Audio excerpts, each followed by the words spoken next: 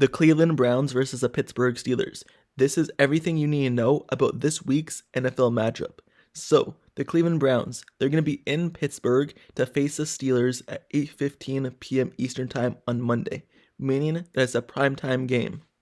So, the Cleveland Browns, they come into this game 1-0, and the Pittsburgh Steelers, they come into this game 0-1.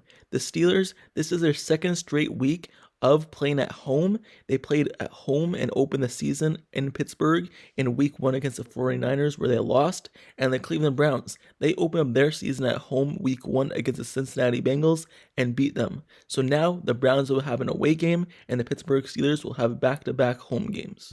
So, to start off with everything you need to know about this game, I'm going to start with the injury report. Who will be playing, who won't be playing, and who appeared and did not appear in practice and is questionable for the game. So, the team I'm going to start with is the Cleveland Browns. To start off, their defensive tackle, Harris, has an Achilles injury. He was limited throughout practice.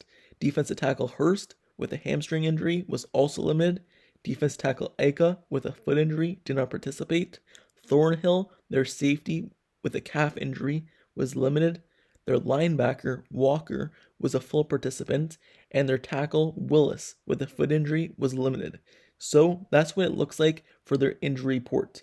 But just today, in the last practice of the week before the game on Monday Night Football, apparently Amari Cooper, he injured his groin and it is now questionable for the game.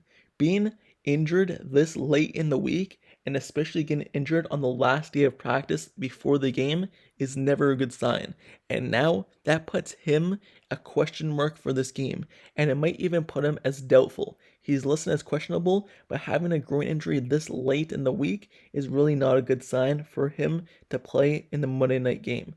Also, like I said, Ika, he was listed on the injury report, and he is questionable for the game.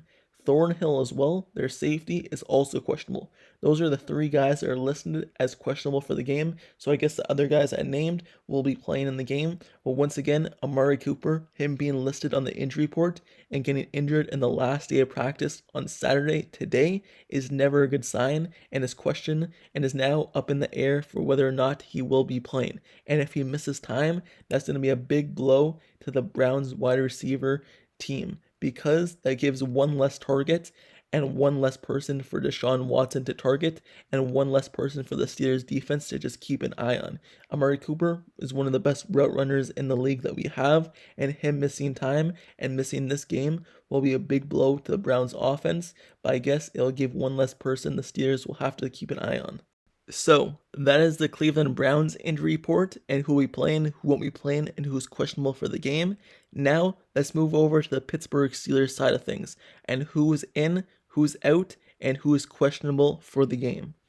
As we all know, Cameron Heyward, he got injured in our season opener, needed surgery on a groin issue, and now is being placed on IR. So he's going to miss this game and is probably going to miss around 8 weeks.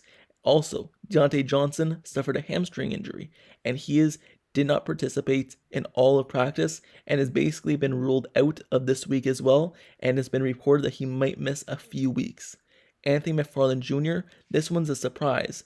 The last 2 practices, he did not participate. He did not participate in Thursday's practice or Friday's practice with a knee injury, so now that puts him up in the air as well.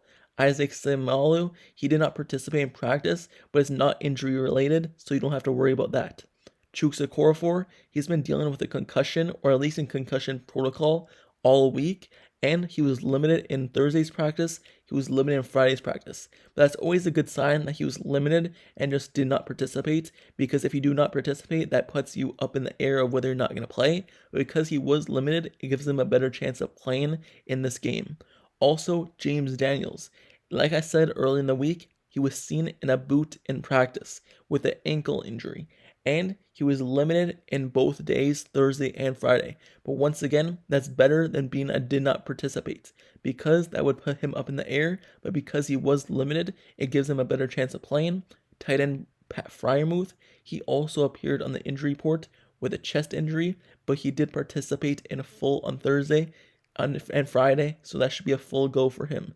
Defensive tackle Larry Ogunjobi, he was limited in participation on Thursday, and Friday he did not participate. but I do believe that he will be playing once again this week because he's been dealing with this injury and he was a full go last week, even though he was limited in practice as well. So that's what the Steelers injury report looks like for this week. And out of all those guys I just named, Deontay Johnson, he's out. Anthony McFarland Jr., he's questionable. Chusa Okorafor is questionable. James Daniels, a full go. Pat Freiermuth is a full go. And Larry Ogunjobi, he is questionable as well. So that's what the Steelers injury report looks like for this week.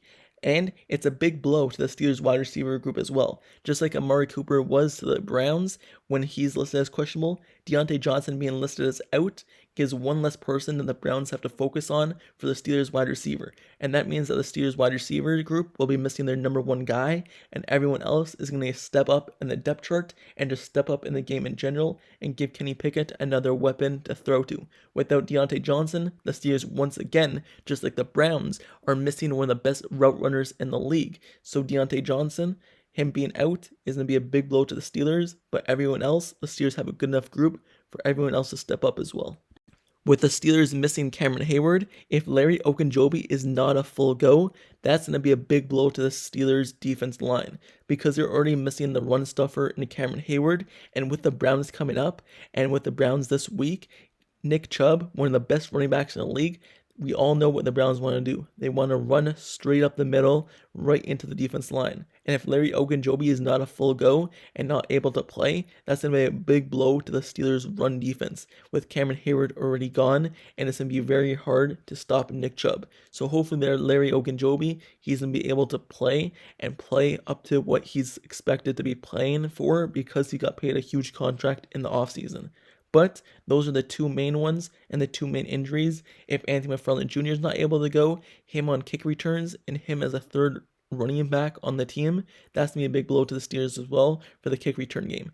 We saw in week 1 against the 49ers how dynamic it was whenever Anthony McFarland Jr. had the ball in his hands in the kickoff, that actually the 49ers kicker and the kickoff person had to start kicking it away from him and through the end zone. So we see how dynamic Anthony McFarland Jr. was in the kickoff return game. So if he's out, it's also going to be a blow to the Steelers' special teams and third running back spot. So that's it for the injury front. And now let me just talk about the game in general and the keys to the game, what to watch out for. So let's go back to the Browns. For the Cleveland Browns, the main thing you need to watch out for is Nick Chubb and this run game. We all know where the offense starts. The offense starts with running the football. And it seems like whenever we face the Browns, we always know what they're going to do. They're going to run the ball. It's just whether or not we're going to stop it that day. And that's what they want to do once again with Nick Chubb this season. They don't have Kareem Hunt as backup as a 1-2 punch anymore, so it's really just Nick Chubb in the backfield, but still, you have to watch out for him. He had a big game last game, and hopefully the Steelers are able to limit him once again, as they did sometimes last season. So, the Browns, they want to run the football. And also, the Steelers are going to be facing Deshaun Watson. Deshaun Watson, basically full season with the Browns, is right now. Last season, he came in, week 10 or something like that, after his suspension. So this is his first full off season basically, where he was able to participate in basically everything for the Cleveland Browns, and now start off week 1 and now week 2. Now he's going to be getting used to the offense and getting used to the offense being built for him. So the Steelers, they have to watch out for him being back on the football field, not only with his arm, but his running ability as well.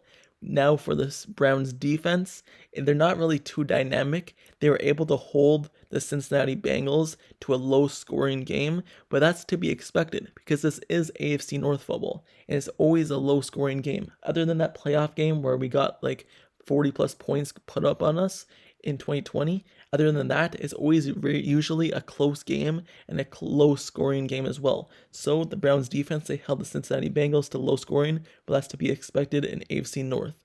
And now, looking at the Steelers' keys to the game. As I mentioned, the wide receiver Deontay Johnson being out, Matt Canada, in his conference interview that he done before this game, was talking about wide receivers that are going to need to step up. He said that Calvin Austin did a really good job in everything he was asked to do, and it's not just him that's going to step up, it's other guys playing the outside positions as well. And he said they're going to be rotating people in at the outside wide receiver spot.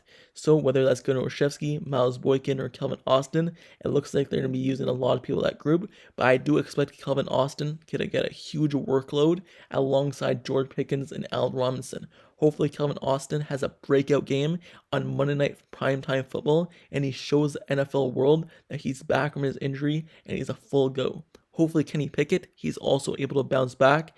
There's been some stuff in the media about him and fans talking about him, saying that maybe he's not the guy for the Steelers. So hopefully he's able to play better, not throw interceptions, not turn the ball over, and is able to move the Steelers offense and succeed. In the run game, the Steelers did nothing versus the 49ers. Hopefully Najee Harris is bouncing back, Jalen Warren bounces back, and the Steelers are actually able to run the football. That's what we are built on, running the football, but it seems like we can't do it for some reason. So hopefully we get more than 20 yards rushing, more than 10 attempts, and we're actually able to run the football and pass the football. The Steelers defense hopefully is not just TJ Watt doing everything like it was last week. The only bright spot for the Steelers last week was TJ Watt having 2 forced fumbles, having 3 sacks. He's going to be going against Darwin Jones, a rookie tackle, because Conklin, the Browns' right tackle, is injured out for the season. So Darwin Jones now has to take his spot. So him going his first NFL matchup against an NFL caliber defense is against TJ Watt, former defense player of the year.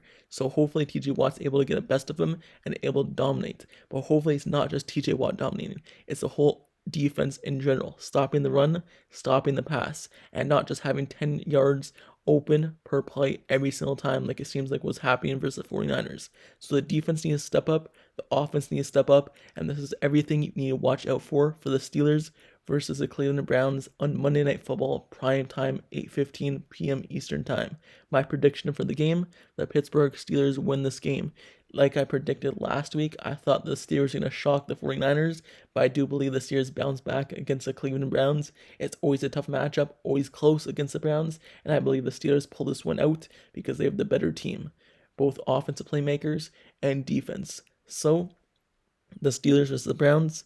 This is the recap, kind of review of the game, preview, not recap, preview of the game, and what to expect going into the game. With that being said, let me know down in the comments below, how do you feel about this game? Who do you think will win? Who don't you think will win? What do you think the final score will be? Let me know your thoughts on the game, the injury report, and everything like that. Let me know your thoughts on the keys to the game as well, and don't forget to subscribe to the channel down below as well if you like serious content, analysis reports. Like the video, turn on post notifications down below for this channel as well, so you get notified when I post next year's video. I cover everything Pittsburgh Steelers, news, rumors, highlights, reports, analysis, everything like that. And if you want to stay up to date through this whole regular season with injuries and everything for Steelers football, this is a spot for it. So like, comment, subscribe, turn on notifications for this channel down below, and I'll see you guys all later. Till next time, I'm out. Peace.